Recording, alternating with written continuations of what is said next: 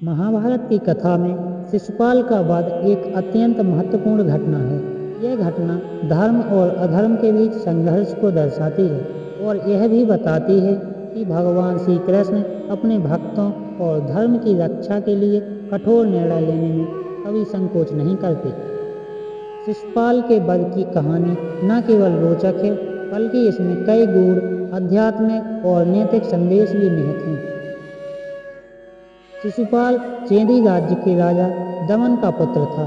उसका जन्म एक अद्भुत घटना थी। शिशुपाल का शरीर जन्म के समय से ही विकृत अवस्था में था और उसकी 4 भुजाएं और 3 नेत्र थे। उसे देखकर सभी लोग भयभीत हो गए। शिशुपाल की मां श्री कृष्ण की बुआ श्रीमती इस चिंता में थी कि उनका पुत्र लंबा जीवन नहीं जी पाएगा। एक भविष्यवाणी के अनुसार शिशुपाल को कोई ऐसा व्यक्ति मारेगा जिसके हाथों में वह जन्म के समय शांत हो जाएगा। जब श्री कृष्ण बालक शिशुपाल को गोद में लेने आए तो वह शांत हो गया। इससे स्पष्ट हो गया कि श्री कृष्ण ही शिशुपाल का वध करेंगे। जैसे जैसे शिशुपाल बड़ा हुआ, उसका स्वभाव अहंकारी और अधर्मी होता गया। वह धर्म और सत्य का उपहास करता था और अन्य राजाओं को भी परेशान करता था। उसने कई बार अन्य राजाओं पर आक्रमण कर उनका विनाश किया। शिशुपाल के मन में श्री कृष्ण के प्रति विशेष द्वेष था। इसका मुख्य कारण था कि श्री कृष्ण ने रुक्मिणी का विवाह शिशुपाल से नहीं होने दिया और स्वयं रुक्मिणी से विवाह कर लिया।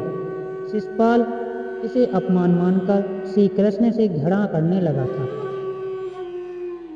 महाभारत के अनुसार युधिष्ठिर ने राजसूय यज्ञ का आयोजन किया। इस यज्ञ में सभी बड़े बड़े राजा और महारथी उपस्थित हुए। इस यज्ञ में यह परंपरा थी कि सबसे पहला सम्मानित अतिथि का चयन किया जाता है।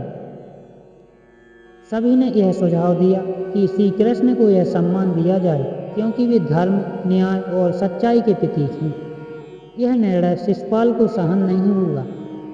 उसने सभा में श्री कृष्ण का अपमान करना शुरू कर दिया। उसने उन्हें ग्वाला और मक्खन चोर कहकर संबोधित किया। शिशुपाल ने न केवल कृष्ण का अपमान किया, बल्कि अन्य उपस्थित राजाओं को भी चुनौती दी। श्री कृष्ण ने शिशुपाल की मां से वादा किया था कि वे शिशुपाल के 100 अपराध माफ करेंगे। इसलिए उन्होंने शिशुपाल के अपमानजनक व्यवहार को शांतिपूर्वक सहन किया और उसे चेतावनी दी यदि शिशुपाल ने अपना व्यवहार जारी रखा। जब शिशुपाल ने अपने 100 अपराध पूरे कर लिए तो श्री कृष्ण ने सुदर्शन चक्र का प्रयोग कर शिशुपाल का वध कर दिया।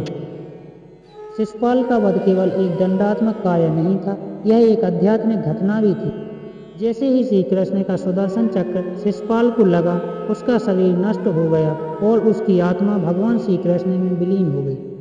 यह घटना दर्शाती है कि भगवान अपने शत्रुओं को भी मुक्ति प्रदान करते हैं।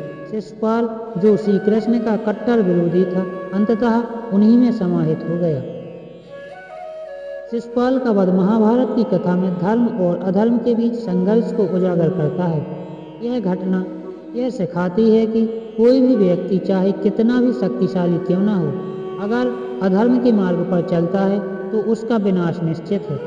यह घटना यह भी दर्शाती है कि भगवान श्री कृष्ण केवल युद्ध के मैदान में ही नहीं, बल्कि जीवन के हर क्षेत्र में धर्म की स्थापना के लिए कार्य करते हैं। उन्होंने शिशुपाल जैसे अधर्मी को समाप्त कर धर्म और सत्य की रक्षा की।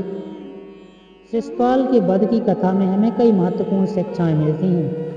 अहंकार का अंत निश्चित है। शिशुपाल का अहंकार ही उसके विनाश का कारण बना। धर्म की रक्षा सर्वोपरि है। श्री कृष्ण ने यह स्पष्ट किया कि धर्म की स्थापना के लिए अधर्म का नाश करना परम आवश्यक है। क्षमा की सीमाएं होती हैं। श्री कृष्ण ने शिशुपाल के 100 अपराध माफ किए, लेकिन जब उसने सीमा पार की तो उसे दंड दिया गया।